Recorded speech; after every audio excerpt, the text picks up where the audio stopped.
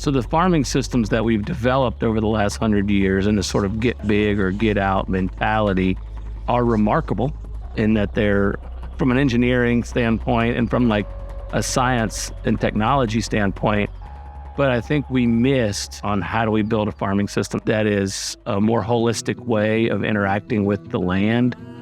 What we're doing at Hickory Nut Gap and the broader regenerative agriculture movement is to try to rebalance some of those systems into a more holistic way of thinking.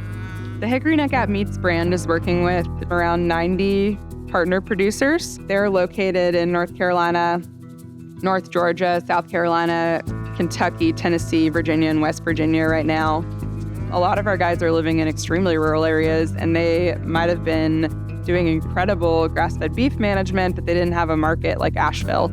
And so Hickory Nut Gap Meats allows them to kind of use the power that we have in numbers when it comes to things like shipping, trucking, labeling, all this stuff to get their product to consumers that want it, which I think is really kind of the magic of the brand. We can create something a little different here at Hickory Nut Gap as opposed to just the race to the bottom commodity game that so many farmers end up playing. We try to bring in farmers, talk to them about new ideas, build community, build trust, get to know each other, and have hard conversations, because that's what it's all about.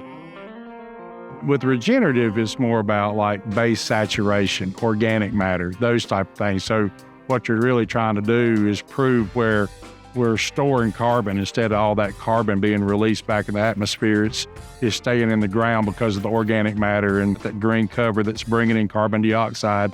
I do a lot of ecological outcome verification on our partner farms, looking for signs that the 4 ecosystem processes are functioning to the best of their ability. And so I'm measuring the health of the water cycle, community dynamics, which is generally plant community dynamics, the nutrient cycle, plant nutrients specifically, and then the mineral cycle. Regenerative is a special word to me.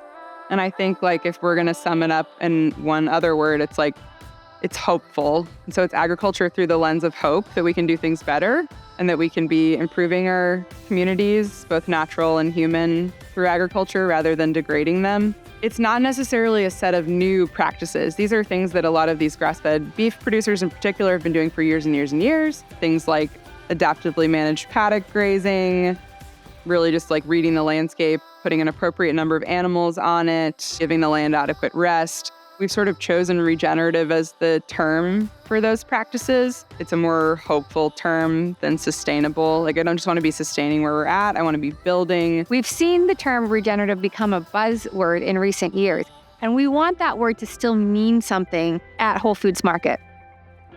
20 years ago, we were the first national certified organic grocer, and now we're the first private label to launch a regenerative organic certified product.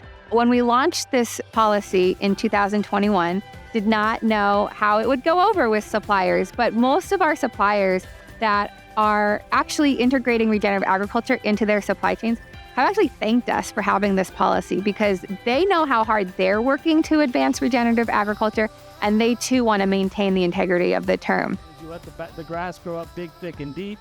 You bring a herd of animals in, you graze it, and you move them. And that sort of pulsing of the grass growth allows... I think our economic system often leads to relationships that are transactional. And the ultimate goal is economic gain. And to me, that's not a regenerative approach. What's a regenerative approach is building trust with folks in your community. And we want people to come. We want people to be curious. We want people to ask questions. And we don't have all the answers. We're still learning. And we see Whole Foods as a really good collaborator. I want consumers to think about the whole story when they're trying to decide what product they want to buy.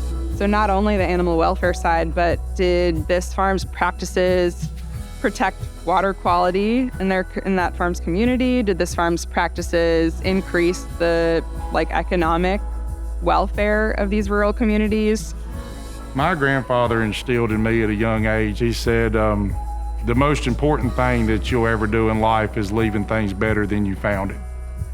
When we started, doing the regenerative practice, I started seeing those ecosystems come back to life. The birds were back, the butterflies were back. And if we could keep people on their land and we can keep family farms going strong, I think long term, maybe we can make the world a better place and reverse some of this, but it's got to start at the farm.